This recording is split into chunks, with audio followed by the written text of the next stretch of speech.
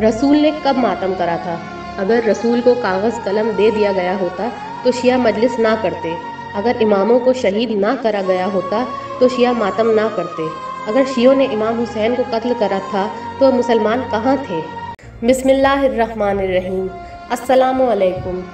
मुहर्रम आते ही मजलिस और मातम पर एतराज़ करा जाने लगता है कि रसूल ने कब मजलिस करी थी, रसूल ने कब मातम करा था।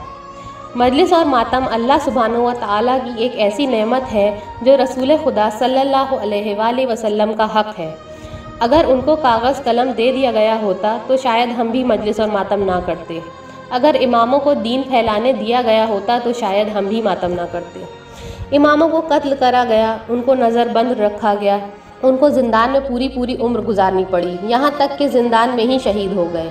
इमामों को ना तो मुसलमानों की मस्जिदों में जाने दिया जाता था कि वहाँ जाकर दीन पर अमल करना सिखाते, और ना ही किताबें लिखने दी जाती थीं।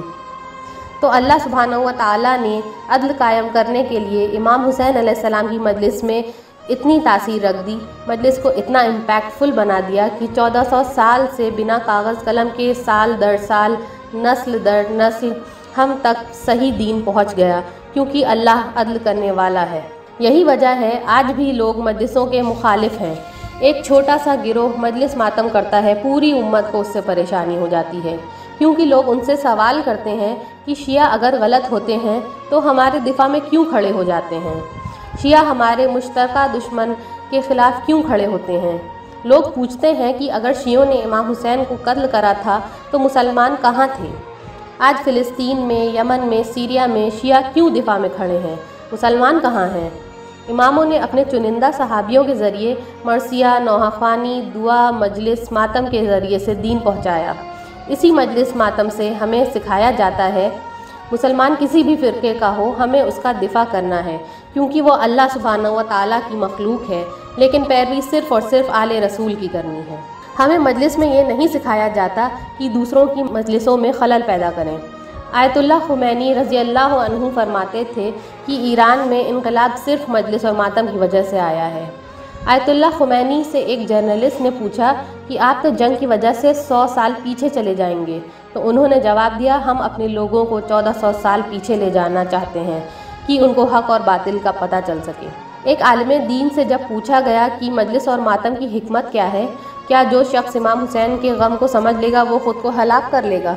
तो उन्होंने कहा, जो शख्स मजलिस की हिकमत समझ लेगा वो ना तो ख़ुद को हलाक करना पसंद करेगा और ना ही इमाम हुसैन के साथ होने का झूठा दावा करेगा, जिस तरह अब्बासी हुक्मरान करते थे।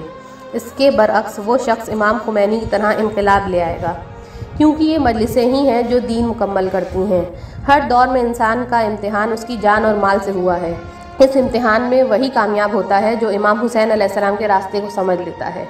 दौर आखिर में भी जब दज्जाल इंसान से कहेगा कि मुझे अपना रब मानो, तो उससे वही शख्स बच पाएगा जो इमाम हुसैन अलैहिस्सलाम की शहादत की हिकमत को समझेगा।